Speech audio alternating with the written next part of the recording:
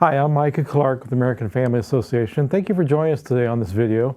From this point on, from January through mid-March, you're going to be stuck with me because I'm going to be doing a weekly recap of the legislature. We probably won't have any guests for the next few weeks. We will do what we've done the past year during the legislative session. These videos will now be a recap of what happened this week in the Indiana General Assembly. Now, as I'm recording this, the legislature does not start until January 9th, so it's not started yet. In fact, this is a short session because it is an election year and a non-budget year. There will be over 1,000 bills filed this short session, so we will not be short on issues this year. But I want to talk about 3 bills real quickly in this next few minutes.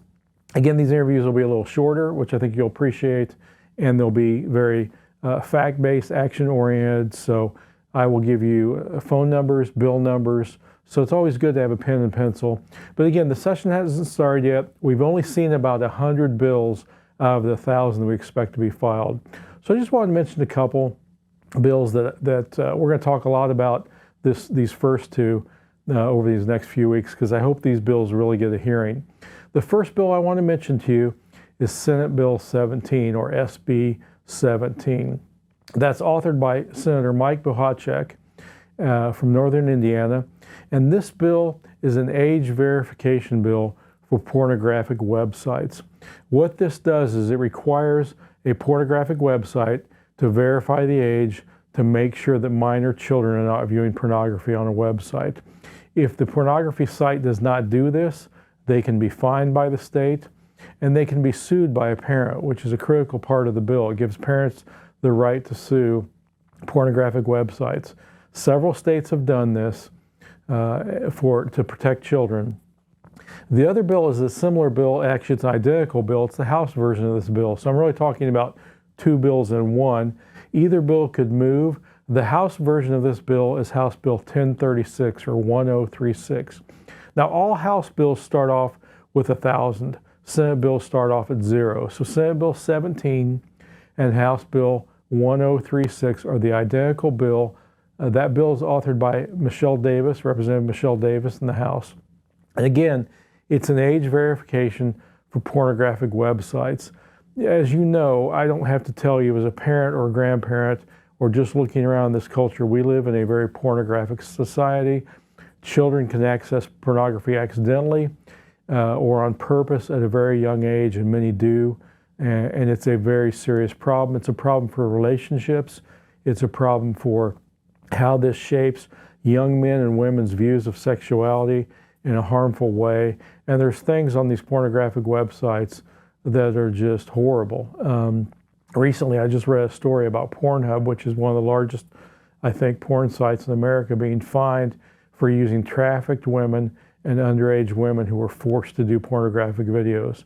So I think this is a very important bill. Again, Senate Bill 17 and House Bill 1036, age verification for porn websites. Now let me tell you what the opposition is going to say. The opposition to this bill, and interestingly, in a couple states, these bills, I believe, passed almost unanimously. But the opponents are already saying this is a First Amendment issue. Well, that's crazy. Children do not have a First Amendment right to pornography. Pornography is not the same as free speech. It never has been that way in the law, and this is about protecting children. You know, we have laws in Indiana that AFA of Indiana worked with in over 30 cities and counties to protect cities from the harmful effects of adult businesses. A 16-year-old child or a 14-year-old child cannot walk into a strip club, and they cannot walk into an adult bookstore because that is matter harmful to a minor that they'd be exposed to. And those laws have been challenged from time to time. That section of the law has never been challenged successfully. I'm not sure it's even been challenged. But we live in a day and age where children are being sexualized. But years ago, nobody even questioned the propriety of keeping children out of adult bookstores and strip clubs. The same is true for a website. We as a society should not allow 12-year-olds to view pornography and do what we can to prevent that. So I want to encourage you to call your state senator and your state representative. Call your state senator about Senate Bill 17 in support of protecting children. Call your state representative on House Bill 1036 in support of protecting children through House Bill 1036. You can find your legislator easily at iga.gov or simply Google Indiana General Assembly, and there will be a Find Your Legislator link. We'll put these in below as well. And you can both call and email. I suggest doing both, call and email, when you find out who your legislator is. Ask them to support House Bill 1036 or Senate Bill 17 if they're a state senator. And I want to close with a crazy bill. We always see odd bills, and again, we've only seen a small fragment of what's been filed yet. But I want to mention House Bill 1017. This is authored by Representative Vernon Smith. This prohibits public schools in Indiana, K through 12, from teaching about Christopher Columbus or any president that has owned slaves, unless it's negative. You can teach about Christopher Columbus. You can teach about, who I don't think owned slaves, by the way. Maybe he did. But you can't teach about George Washington. You can't teach about Thomas Jefferson. George Washington was the president of the Constitutional Convention. Thomas Jefferson wrote the Declaration of Independence declaring all men are equal. You cannot teach about them if this bill were to pass unless it's negative. You can only teach about bad things these people did because they owned slaves. Now, I'm not defending slavery, obviously. Slavery is wrong, it's bad.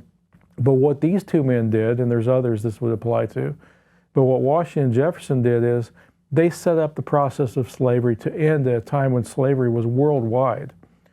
And so you have to look at it in the context of what these men did. There are no perfect historical figures. Should they have owned slaves? No. Did they? Yes.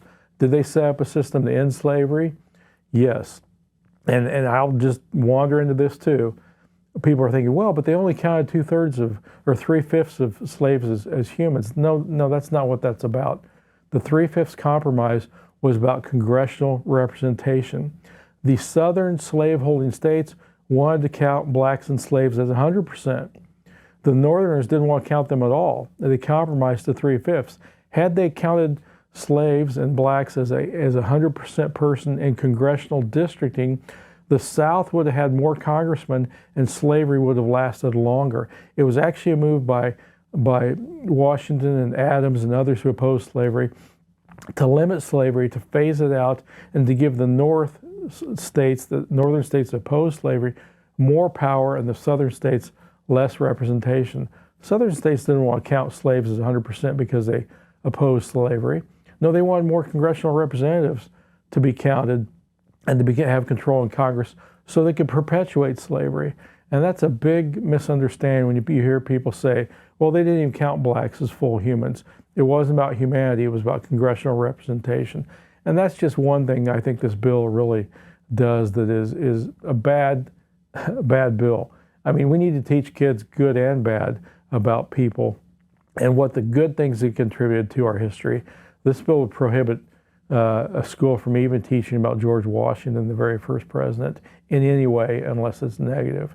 You know, you think these things only happen in California. No, they happen here too. So that's House Bill 1017. I don't think that bill will go anywhere, but it's it's a crazy bill if you read it and think about it. It's very short, but sometimes they'll show you what they think on the liberal side, and they certainly do with House Bill 1017. So I just wanted to throw that in there and show some of the silly things we see as well as these two good bills, Senate Bill 17 and House Bill 1036.